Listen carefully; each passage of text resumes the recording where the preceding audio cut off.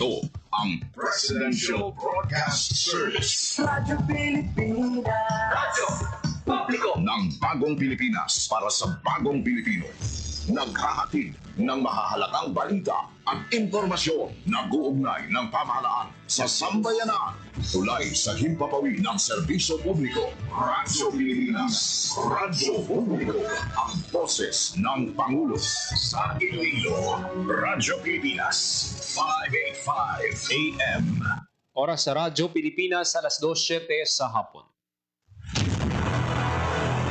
Mga labing ulihing hitabo, hibaluon, mga hangkat at tubangon, mga bagay nga importante, aton ginahalungan, aton ginabantayan. Ululupod kita sa Bantay Banwa, Bantay Banwa, ang programa nga magatulong sa inyo sa labing ulihing nga balita, mga panugyan o kampanya para sa kayuhan sang tanan. Ikaw, ako, kita, Bantay Banwa.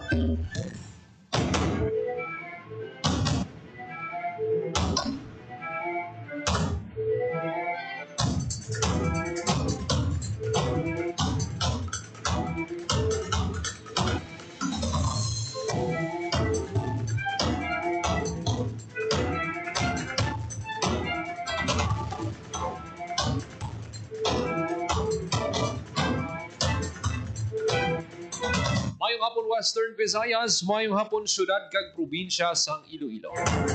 Welcome sa pagpangalagad sang programa Bantay Banwa. Martes nga edisyon kita Oktubre 21 tuig 2025. Programa nga magadulong sa inyo sa labing uli nga balita, mga panugyan kag kampanya para sa kayuhan sang tanan. Ini ang inyo alagad kag anchorman, Joseph Paul Noblesa Tarosa. Ululupod kita subong nga hapon diri sa Radyo Pilipinas, Iloilo. Kamayad-ayad gid nga hapon sa inyo tanan. Sa mga nagatutok sa ilang radyo 585 kHz kag sa mga nagalantaw sa aton nga Facebook Live sa gid ka mainit kag manayanay nga hapon sa inyo. Ginatamyaw taman ang aton 91,898 followers, almost 92,000 followers sa Radyo Pilipinas Iloilo. Salamat gid sa inyo padayon nga suporta. Agdagin namon kamo no nga i-like, i-follow, i-share ang amon nga mga programs, ang amon nga page para mas madamo pagid ang malabutan sa amon nga pagpangalagan. Mga kabiran, nagpasalamat kita no sa inyong suporta, sa inyong nga paglantaw, sa inyong nga pag-comment. Hinabangod kung wala sa inyong suporta,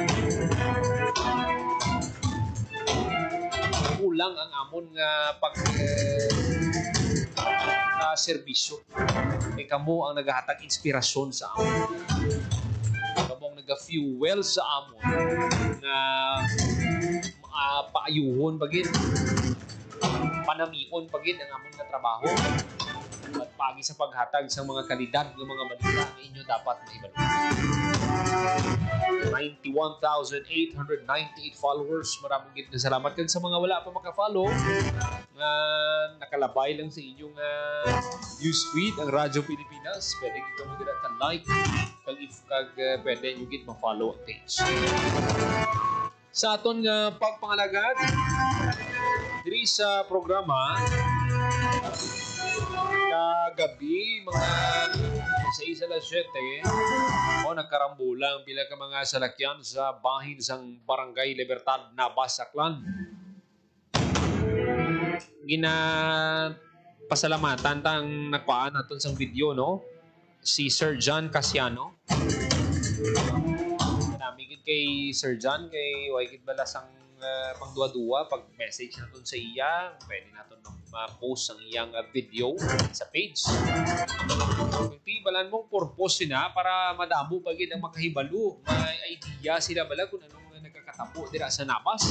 Kay ang ruta nga ni amon yang ruta pakadto sa isla sang Boracay, amo ning masami nga ginapadulungan sa aton nga mga kauturan. So medyo nagka-traffic din man. Pero mga alas 12 sang gabi, na-clear naman ang lugar. Nakalabay naman ang mga salakyan. Pero damo-damo ang salakyan ang involved eh. Matapos nga nawadaan sang preno, ang isa ka wing van nga may karga nga 300 kasako sang kalamay.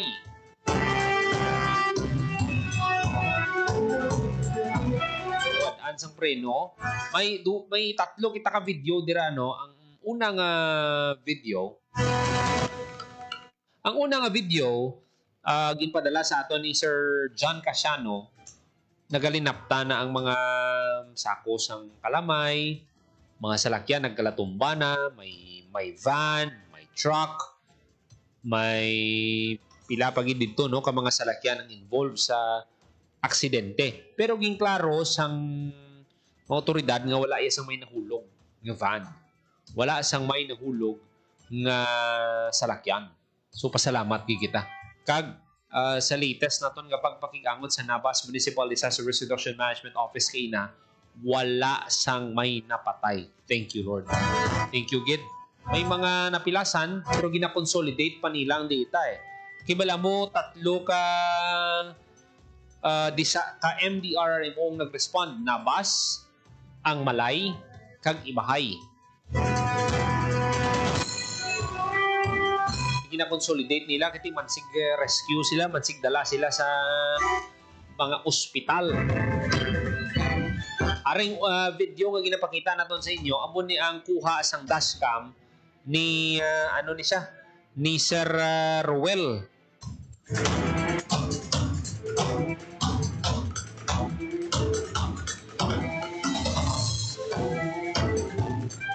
Kuha ina sa dashcam ni Sir Jose Ruel Imperial.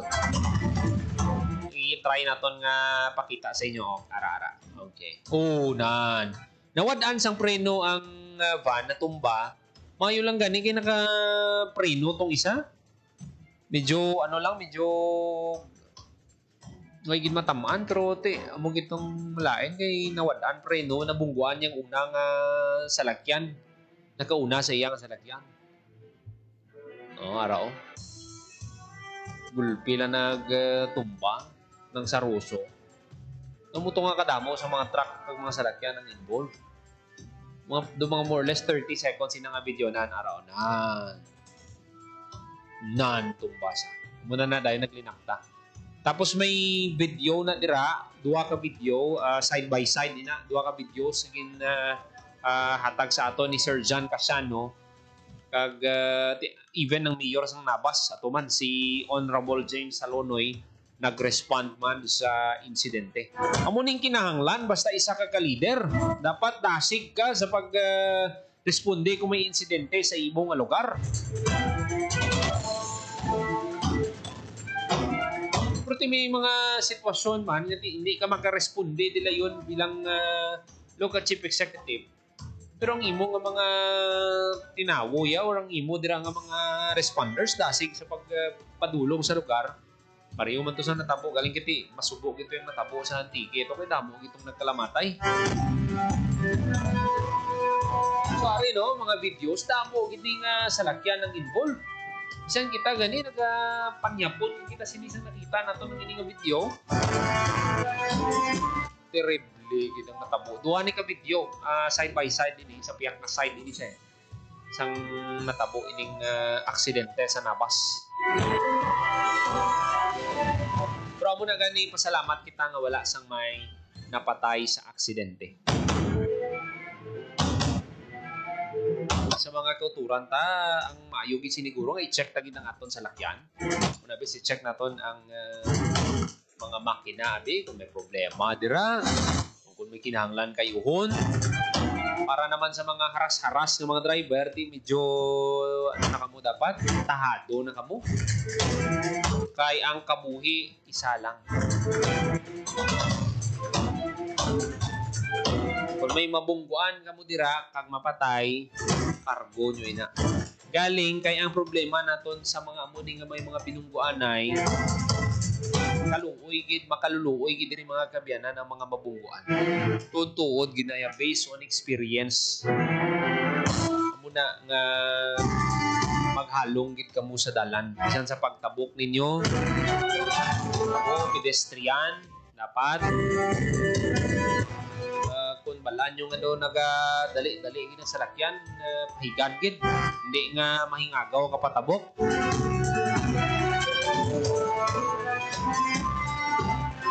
Kisa may ara gid na yung mga salakyan ngiti magahingagaw basi nga dumangihi bla.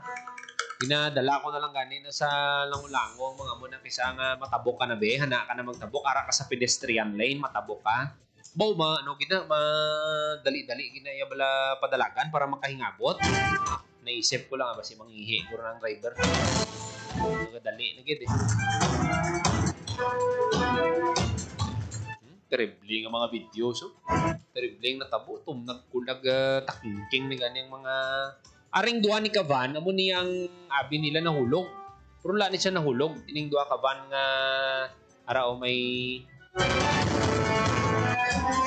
railings. Amo na nga waay tuway sila matumba. Amo na ang bintaha. Kung mabakod ang railings. Sa naol mabakod.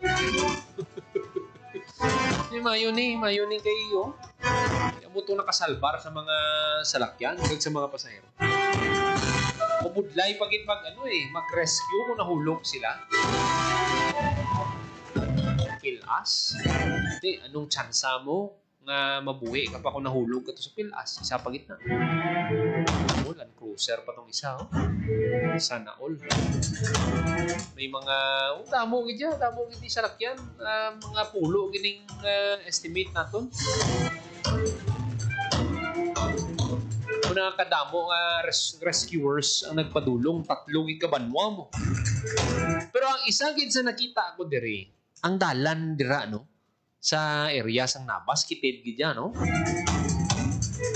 Mabudlay man galing butangan mo na sang dugang dira nga lanes kay bukid gidaan ng piyak eh. Tapos ang piyak naman niya dagat na. Bit ka na sa dagat. So muna mga kabyanan, wala makita kabalo kung anong problema to sang salakyan pero dito gid nag-umpisa ang aksidente. Sang nawad-an sang preno ang wing van nga may karga nga 300 ka kalamay. Sa mga sa mga kauturan taara lang man sa page namon sa Radyo Pilipinas ang videos. Pwede kayo mo kakomento dira kung anong masiling nyo, ano ba lang dapat i-improve sa aton nga mga kauturan sa pagbiyahe para hindi na bala masulit ang mga kaangay sining aksidente. Ang isa pa gid na dapat man nga madumduman sa aton nga mga kauturan nga kung magbiyahe gani, hindi gid kung naga-drive ka mo bala, hindi gid ka mo magbiyahe o kung magmaneho nakainom ka mo sa makahulubong ilim nun.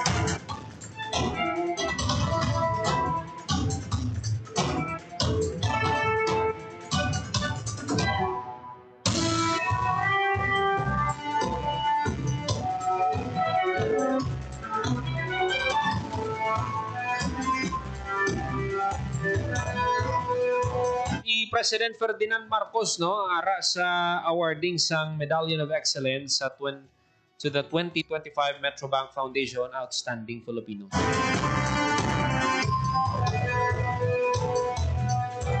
Ipabati naton sa inyo karon ang mensahe sa presidente.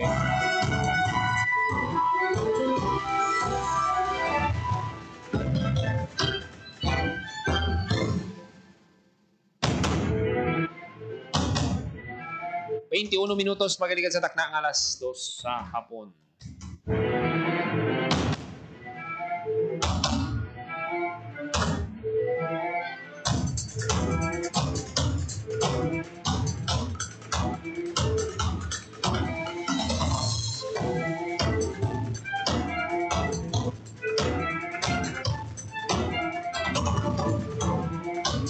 Kabiyanan si General Baclay nagpadulong sa bilang mga sementeryo para i-check ang kahandaan sa nagilapit nga undas.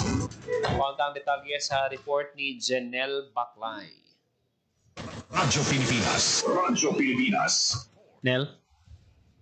Paul, nag-amat-amat na sa pagpanganda ang pila ka mga patio diri sa may bayan sa syudad sa Iloilo. May kangtalan sa nagilapit nga selebrasyon sa undas ginbisitahan naton kagina ang Christ the King Memorial Cemetery sa Ungka, ang Molo Cemetery, kagang Tansa Cemetery. No, may mga pila na ka mga kauturan nato nga nagapanglimpyo sa siniya nga mga patio apang sa aton pagpangusisa sa pila ka mga sepulturero suno sa ila sa dason nga semana ginalauman gid ang peak sang tinluanay, pagpaminta, pagpanilhig sa mga patio bilang pagpanghanda sa nagahilapit yang undas. Sa bahin sa mga private cemetery naton, subong nagaamat-amat sa pagpanlimpyo ang pila ka mga caretakers sa mga patio, no, ang suktanay sa atong gina-interview sa isa sa mga caretaker, tag 200 pesos tugtog 500 pesos dala na tanan ang package, no. Tikay ang mga memorial cemetery sa private ya Paul,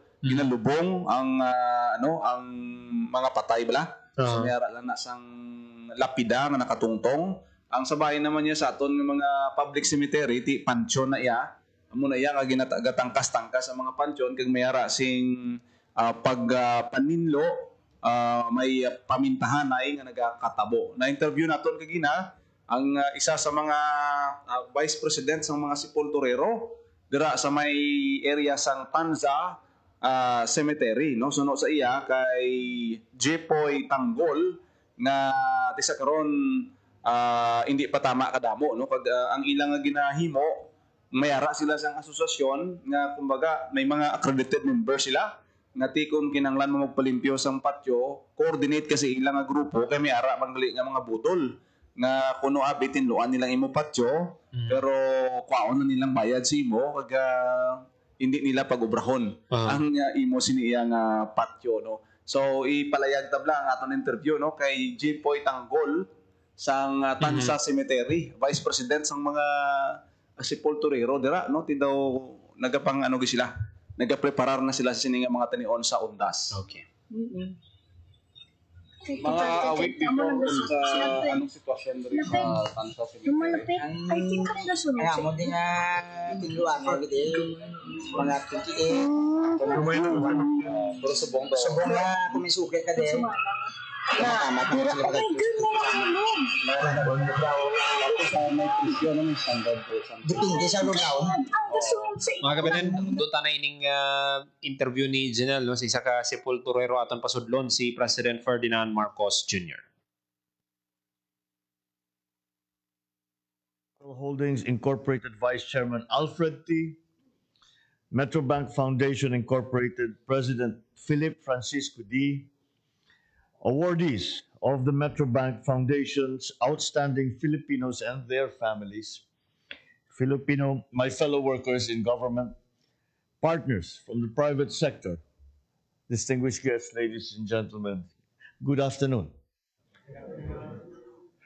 It is always with the greatest pride, honor, and pleasure that I honor the Metrobank Foundation Outstanding Filipinos every day, every year, and each time that we have these occasions.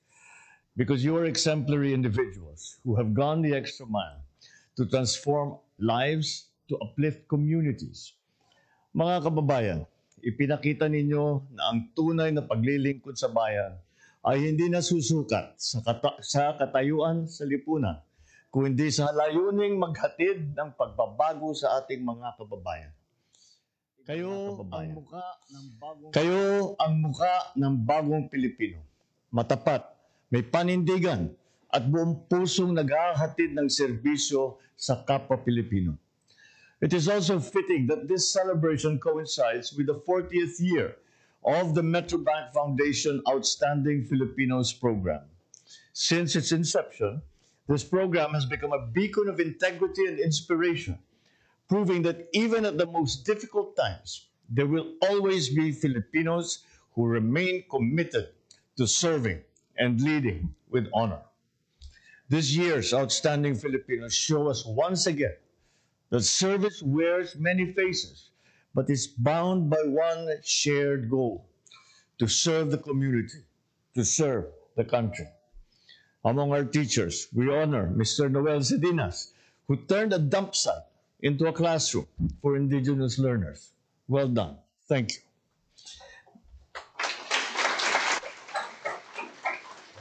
Mr. Amando Perfecto Molly, whose programs in sustainability and acts of kindness inspired students across Southeast Asia by your teaching, bringing our culture to other peoples around the world. Dr. Mylene Uy, who pioneered natural products research in Mindanao. That is state of the art. In a locality where you would not expect to find it. Dr. Angelo Walag, Mark Walag, who championed experiential learning and empowered teachers in underserved schools. By the way, Dr. Walag, that was a very fine speech. And Saksani, I think he's talking to the two of us when in his comments. Well noted, Doctor. Within the ranks of our soldiers, we recognize Underwater Operations First Class Andro Anthony Torayo, whose courage helped reclaim communities from violent extremism. Colonel Ricky Canatoy, who rebuilt war-torn villages. Colonel Joey Fontiveros, whose leadership established the nation's first cyber battalion. Our policemen, we pay tribute to Police Master Sergeant Ivan Velasco, whose community-driven programs unite law enforcement and environmental protection, a combination that you would not expect, but that he made work. Police Major Elmira Relox, whose rescue and reintegration efforts have restored the dignity to countless women and children. And Police Colonel Frederick Obar, whose innovative reforms and digital learning systems have transformed the way our police serve and protect the public. Guro, sundalo, pulis. Anuman ang inyong propesyon o paraan ng paglilingkod, ipinapaalala ninyo na ang tunay na kadakilaan ay nasa serbisyo na may dangal at may katarungan. At a time when our nation faces many challenges that shake our people's trust in our institutions, your stories once again give us reason to believe in the goodness of our people. They remind us that integrity and excellence must be at the heart of the work that we all do. And so we confer these awards at a time when we also confront a difficult question, one that is not lost on any of us. Mapagkakatiwalaan ba ang pamahalaan? And to that I say, look at these men and women. In their service, you will find your answer. Because of them, we are reminded that hope is never lost, that integrity lives in our institutions, that honor still defines what it means to be a Filipino.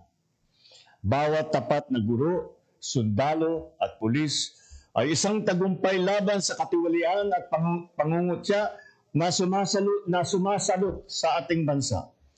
Kasama po kayo sa aming inspirasyon upang magsumikap na itama ang mga nagkagawiang mali sa gobyerno. Patuloy tayo sa paglilinis ng hanay ng pamahalaan upang matiyak na ang bawat opisyal, bawat lingkod bayan ay karapat-dapat sa tiwalang ibinibigay nila sa kanila ng taong bayan. Hindi madali ang laban na ito. Marami pa tayong haharapin. Marami pa tayong pagdadaanan. It will be hard, and sometimes it will be painful, but it will be worth it because we are fighting for what we are fighting for is a country that our children will inherit, that a nation that they can be proud of, that they can be proud to say, I am Filipino. Ito po ang ating bagong Pilipinas, kung saan ang katapatan ay hindi lamang hangarin, kung hindi isang pamantayan. As we strive towards this vision, we also acknowledge those who make it possible to celebrate the best in our nation.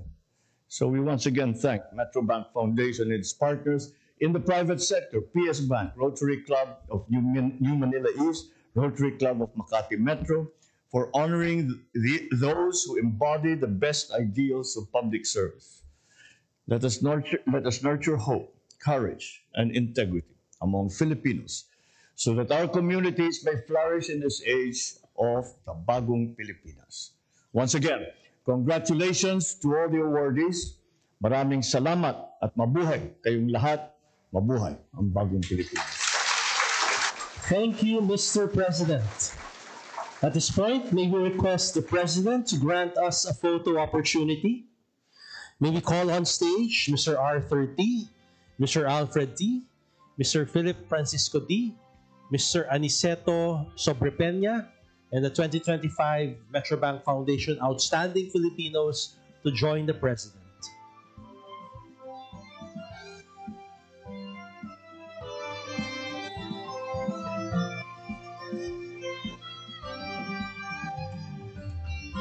May we also ask those who will be joining the photo in the succeeding sets to please stand by.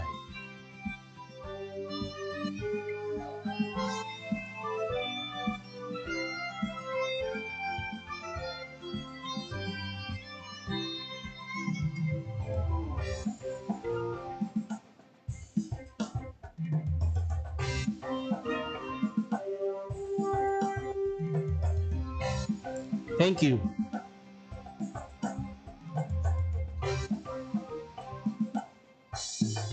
Next, may we call on Metrobank Foundation institutional and program partners who may now proceed on stage.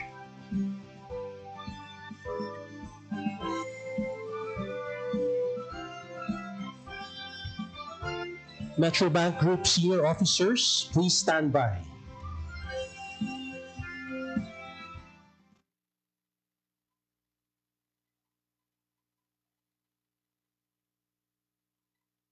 Yung hapon ay pinapakita namin nito yung tunay na paglilingkod sa bayan, hindi raw nasusukat sa katayuan sa lipunan pagkusa pagiging handa sa paglilingkod sa kapwa Pilipino na ayon sa Pangulo ang bagong mukha ng bagong Pilipino ay pinapakitaan niya ng mga awarding ngayong hapon na kahit sa anong pagkakataon sa gitna naman ng hapon, mahirap na yung sitwasyon, meron pa rin mga Pilipino na handang alay yung kanilang sarili para sa iba. Kinararan ni Pangulo Marcos yung mga guro at teacher awardee na nagsilbing inspirasyon sa mga mag-aaral na kanilang tinuturuan. Kinalala rin ni Pangulo Marcos yung underwater operations ng mga sundalo at pulis na pinangalag ngayong hapon yung kanilang community-driven programs, digital learning system at innovative reform na ibinaba ng mga ito sa mga komunidad. Sabi ni Pangulo Marcos, mga paguro, sundalo, pulis, ano man daw yung kanilang profesyon, ipinapaalala ng mga ito na ang tunay na pagsisilbing sa publiko ay mayroong puso at katarungan. Napapanahon din ang awarding ito lalo't sa gitna ng mga kontrobersiya sa mga harap ng bansa at yung mga kumiklasyon kung mapagkakatiwalaan ba ang pamahalaan. Sabi ng Pangulo, tignan na lamang halimbawa yung mga pinarangalan ngayong hapon sa isa raw ang mga awards sa laban, pamahalaan sa interpreksyon at nakatapos balot ng dawala ng taong bayan sa pamahalaan. Hindi anya magiging madali itong hapang na ito pero hindi rin ititira ng administrasyon. Lalo't ang nais ng Pangulo isang bagong Pilipinas kung saan proud yung mga Pilipinas sa bansa at ang katapatan niya ay hindi lamang basta isang hangarin bagkus sa isang standard sa pagsisilbi sa mga Pilipino. At nag-aantabi lamang tayo guys kung magpapa-ambush pa sa Pangulo Marcos na babalik tayo maya-maya lamang. Ito na yung pinakawalang mula dito sa Malacanang, Takalbayan, Radyo Pilipinas, Radyo Publiko. Time to celebrate kulturang Pinoy. Tradisyon, musika, sining, literatura, at iba pa. Anything and everything fun and Filipino. Ito ang Pinoy Kultura. If there's anything that could describe the Filipino, it's that he loves to eat, which may not be exclusive to the race, but is especially unique because of his ingenuity and creativity when it comes to making food that's not only delicious but affordable. Ika nga, swak sa bulsa at panlasa. And in the case of street food, adventurous. Street food in the Philippines has especially become a fast-growing industry. The more popular ones, ang pinakamabenta, are known to its consumers by their unusual names, tulad ng Adidas, Walkman at Betamax. Sigurado akong na-experience na ng panlasa mo ang panang manok, tayo ng baboy and clotted pig or chicken blood na para bang maliliit na blood cakes, named after what movies used to be watched on, or ang Betamax. Nikay de Guzman in Esquire says in the 50s, livestock was plentiful. Street food sold were the more expensive cuts, chicken or pork barbecue. But when the economic crisis hit in the 70s, Pinoys looked to the parts that normally get thrown out, like intestines and innards. These suddenly became valuable and reinforced the Filipino practice, walang tapon, walang sayang. That in turn brought out the isaw, a word that came from sausawan, where you dip the isaw. But that's just 3 of a variety of street food. There's even a day-old chick boiled or fried, and these days, chicken skin. Found more often near bus stops, markets, or workplaces where an ordinary person can grab a quick snack for less than 10 pesos. Ano man ito, banana cue, kamote cue, turon man, quick, or pakneneng. In these times of frugality and austerity, laman-tiyan siya ng Pilipino at ng kanyang kultura. Yan ang Pinoy kultura because our culture is cool. Hatid ay balita, impormasyon at sari-saring kaalaman tungkol sa sektor ng agrikultura sa ating bayan. Usapang Agrikultura kasama ang Department of Agriculture. Alamin ang mga hakbang ng administrasyon para mas mapaunlad pa ang iba't ibang industriyang agrikultural at pakinggan ang mga proyektong handog sa mamamayan upang mapalago ang kanilang mga kabuhayan. Usapang Agrikultura, Lunes hanggang Biyernes, alas 5 ng umaga, dito lang sa Radyo Pilipinas. Time to celebrate kulturang Pinoy. Tradisyon, musika, sining, literatura, at iba pa. Anything and everything fun and Filipino. Ito ang Pinoy kultura. Known to tourists as hanging rice, puso is rice cooked in woven palm leaves and seen mostly hanging in food stalls, kaya tinawag na hanging rice. It is sold along with barbecue, lechon, ginabot, and the likes in Cebu. Ang puso ay isang iconic street food sa Cebu. Great to take on a picnic or pag nagbi-beach or kahit saan kapag nagutom. No need for utensils or plates, just grab a bunch of hanging rice and some barbecue and you can eat anywhere, even without a table. Busog na, biodegradable pa. So don't forget to have some when you visit the Queen City of the South. Yan ang Pinoy kultura because our culture is cool. This is a public service announcement. Discipline is the key. Umiwas sa aksidente sa daan. Ang pagmamaneho ay may kaakibat na responsibilidad. Hindi basta mapaandar lang ang sasakyan. Kilatisin ang sarili, ang kahandaan sa manibela. Siguruhin inyong konsentrasyon ay hindi magagambala. Importante rin na ating laging isipin, init ng ulo ay huwag pairalin. Bagkus, kaligtasan ng lahat ang siyang dapat unahin. Isang mahalagang paalala mula sa Presidential Broadcast Service at Radyo Pilipinas, Radyo Publiko, 738. This is a public service announcement. Public service announcement from PBS, Presidential Broadcast Service at Radyo Pilipinas, Radyo Publiko, 738. Time to celebrate kulturang Pinoy. Tradisyon, musika, sining, literatura, at iba pa. Anything and everything fun and Filipino. Ito ang Pinoy kultura. Alam mo ba kung ano ang mambabato? Think about the tap, tap, tap of the bamboo stick on a thorn to draw a symbol on someone's arm. This is the traditional Kalinga art of tattooing, performed and kept alive by traditional tattoo artist Wangod Ogay, also known as Maria Ogay from Buscalan, Tinglayan, Kalinga. Wikipedia says Wangod is the Philippines' oldest mambabato at 105 years old now. Sarah Barnes honors Wangod in My Modern Metro, telling Wangod's story as an apprentice at 15. Breaking the norm, learning the mambabatok tradition that used to be taught only to men. The art began with the indigenous Bukbuk warriors, headhunters, who got tattoos with special meaning, usually after a kill. But for women, the art portrayed standards of beauty. Wangod recalls her friends covering her arms and legs with tattoos she still wears proudly. She mixes her ink from pine soot and water and has hand-tapped tattoos on bodies of people from all over the world. Wangod inks a design that carries symbolic meanings specific to the mambabatok culture. Thousands come to make the long journey to get inked by Wangod. Discovery Channel featured her and her art in 2007 on Tattoo Hunter, bringing Kalinga art to a global audience. The National Commission for Culture and the Arts honored her with the prestigious Dangal ng Haray Award in 2018. She was also nominated for the National Living Treasures Award. Yan ang Pinoy kultura because our culture is cool.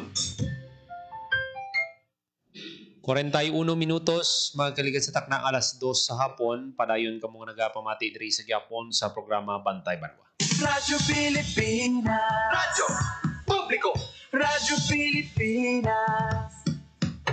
This time, kaunting report ni Marian Grace Erenieta sa pagbisita ni DSWD Secretary Rex Gatchalian sa Rojas City.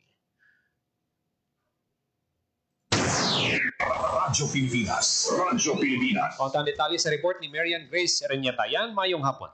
Paul, maayong hapon. Hindi kami bibitaw hanggat hindi naka-recover ang ating kababayan. Ini ang pasalig sang aton nga tiglikom sa Department of Social Welfare and Development, Rex Gatchalian, sa iya nga pagbisita, Paul, sa probinsya sang Capiz. Sa pahayag, Paul, ni Secretary Gatchalian, no, during sang sinapol niya sa mga opisyales sang Rojas City, Capiz, game pahayag niya, Paul, nga isa sa mga instruksyon ni Presidente Ferdinand R. Marcos Jr. sa iya nga hindi pagpabayaan ang mga pumuluyo sa Capiz, ilabi na ang mga pumuluyo sa Rojas City. Madumduman sang aton, Paul, no, nga mga nagpalamati ang Rojas City ang nagdeklara sang or naging paidalom sa state of calamity matapos nakita nato ng epekto sang bagyo Ramil over the weekend sa syudad kag sa gilugid nga probinsya sang Capiz. Si Secretary Gatchalian, Paul, kaina nagpahayag diri, no, nga mi ara sang enough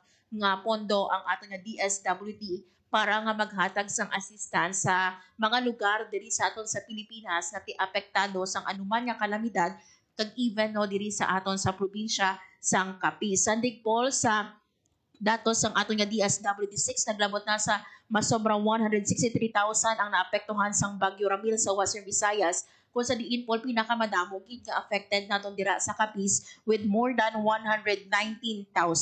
Nagapakita man, Paul, no, nga ang aton nga DSWD nakapanghatag diri sang assistance nga naglabot sa masobra 16 million pesos sa mga naapektuhan sang bagyo, hindi lang sa Capiz but even sa Aklan, Antique, kag sa Iloilo. So lakip diriya sa ginhatag sa DSWD, makita naton, Paul, no, ang ining family food packs naton kag may ginhatag man kita nga mga ready to eat food. Pagkatapos niya, Paul, hiwat, no, sa pakigsapos sa mga opisyal sang Rojas City, ara makita naton, no, sa Facebook Live naton ang ining mga photos kung sa diinging kuhain ni Paul during sang iyaman niya nga personal nga distribution or pagpangunan niya, no, sang distribution sang family food packs sa mga pumuluyo naton dira sa barangay Tiza, Rojas City. So nakapanghatag diri, Paul, sang family food packs sa 1,000 ka mga pumuluyo kag based, Paul, no, sa initial naton nga information, nagpanghatag man ini ang atong tiglikom sang financial assistance. Ginahulat na lang naton, Paul, no, ang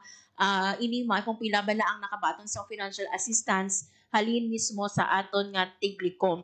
So ari ba na, Paul, pamatian naton, no, ang kabahin lang sang pahayag ni Secretary Rex Gatchalian during sang iyaman nga pakigsabong o sa diinging hambal niya nga hindi niya pagbabayaan ang probinsya sang Capiz. Okay. Ang assurance ng DSWD sa instruction ng ating Pangulo, hindi kami bibitaw dito sa probinsya ng Capiz dahil sa Rojas City hanggang sa makarecover ang ating mga. Yon, so nabatian, Paul, no, ang malipot lang, no, nga kabahin sa pahayag ni Secretary Gatchalian. So ginahulat pa natin, po, kung diin pa din ang mga lugar nagbisita diri, no, ang aton nga tiglikom, but ini, Paul, no, ang pahayagan nino sang iba nga mga pumulo, even mga opisyal naton, Paul, manami kidigin pa na ugad kita mismo diri sang aton nga secretary kaginlantaw ang situation sa mga pumuluyo naton. Sa subong, Paul, may ara pa kita sang more than 7,000 ka mga individual, no, ang nagatinir sa aton nga mga evacuation center kag may ara sang masobra pa sa 3,000 ang nagatinir naman sa ila mga himatao kung kakilala, Paul. Makita mo gid yan, isang Sabado kadamo gid sa mga residente ang napektuhan. Ang baha nagalabot pa sa dughan, no, ang pila ka mga lugar. Mas mayo gid nga ma-check man sa aton nga DSWD kung ano mga pwede pagid nga mahatag nga bulig. Kag dapat ang tanan nga ahensya sang gobyerno, hindi lang DSWD ang maghahatag sang bulig dira, no, i-assess ang sitwasyon para hindi na kuntani masulit ang mga kaangay sini nga incident. Yes, amo kinapol, no, ang aton ginapangaypiti bisan kita, no, diri na kibot po sa naging sitwasyon sang aton nga mga kauturan, no, didto. In fact, kanino sa interview naton with the Department of Education sa Schools Division Office of Rojas City, according to no, sa ilang information officer kay Mama Ribet Baldonado, hambal niya, Paul, hindi lang ulango nga ginsulod, no, sa tubig baha nga simple lang nga tubig baha nga taga-tiil lang.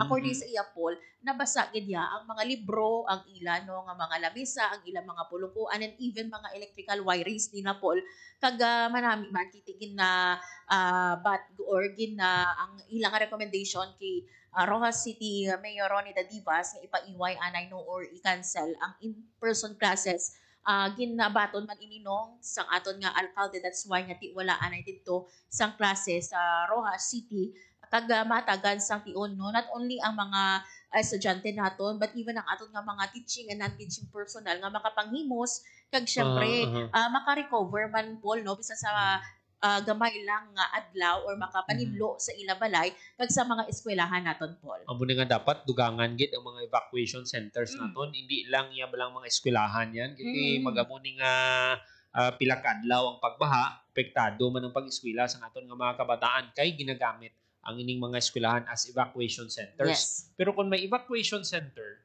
ang butang tabi bisan kada barangay lang bisan gamay lang nga lugar bala nga ang mga tao bala may dalaganan dayon hindi Yes. nga magkatugid sa eskwelahan kati kinahanglan man ina sang mga estudyante naton kung mag-eskwela sila. Yes. Correct na Paul. Parehas abi sa Negros Occidental no sang naglupok ining bulkan kanlao nakita nato madamo sa mga kauturan naton ang apektado Yes. nga nakasulod gid sa 10 kilometer Danger zone naton. So ang iban Paul naton nga mga LGU nag-purchase ini sila sa mga kawayan na bala Paul nga mga balay para nga tidira mag temporaryo nga magtinir no kung hindi kita magsala sa Bago City ini siya Paul ginag-purchase no ang aton man nga LGU or may ara maging pamahamtang no ng mga tents actually no. Actually sa pagbisita ni Presidente Marcos Paul no nga naka-cover man kita dito sa Negros Occidental, isa actually sa mga suggestions sang aton nga mga mayors, sang aton nga mga local officials nga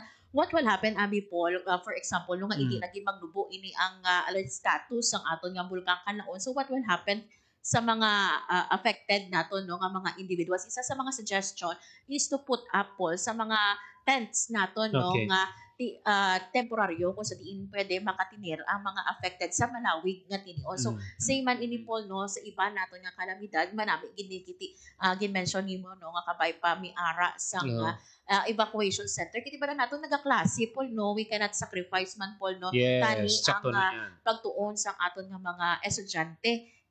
So manami gid po nga kung ang mga barangay naton mi ara sa mga ma-identify kumbaga nga mga evacuation center, not only ang mga schools lang naton. Yan, madamo gid nga salamat. Report gikan sa DSWD6 para sa Bagong Pilipinas, Marian Grace Areñata, Radyo Pilipinas, Radyo Publiko. Radyo Pilipinas. Radyo Publiko.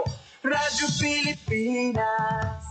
Madamo gid ka salamat Marian Grace Areñata sa balita sa pagbisita ni Secretary Rex Gatchalian, ang Secretary sa Department of Social Welfare and Development sa Rojas City, Capiz. Radyo Pilipinas. Radyo Publiko. Radyo Pilipinas. May mga efforts ang Office of Civil Defense nga dugangan ang mga evacuation centers. Pero dapat ang mga LGUs mismo, sila mismo mag-identify kung diin nga mga lugar pwede makapahamtang. Mga kabyanan, ang mga lugar bala nga wala sadto ginabaha. Wala kita nagambal nga ang Rojas, wala ginabaha sadto. Pero hindi amo ni ka hindi bala amo ni ka dako nga pagbaha. Nga extent bala sang damage in the past. Di subong, tanawa bala. So dapat forward thinking kita na dapat panghandaan mga amuning mga kalamidad sa linog. Anong pwede ta obrahon sa linog? Invest kita sa mga gamit for collapse search and rescue ng mga gamit.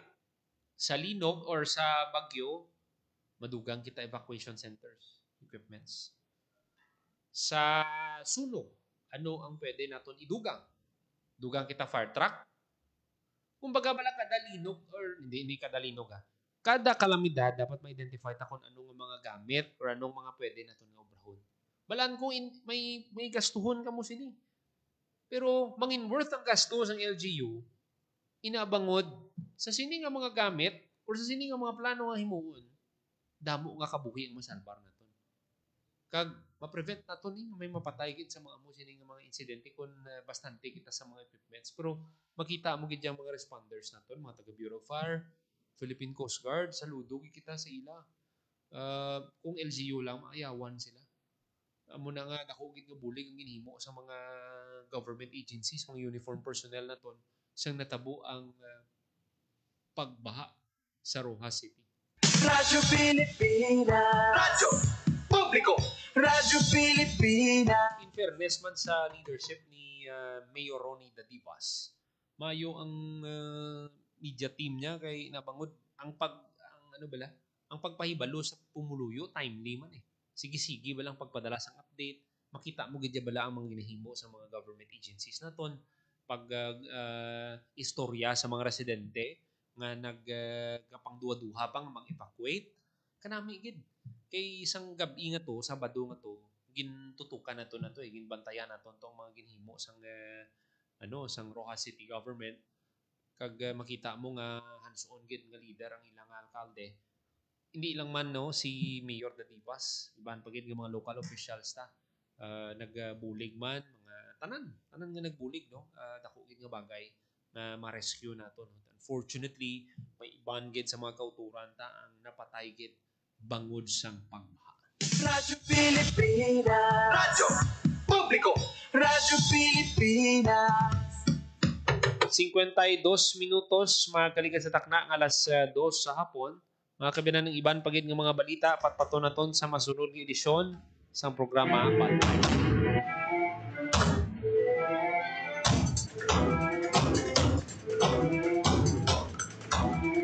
Pinapasalamatan tang atong mga kaupdanan sa technical side.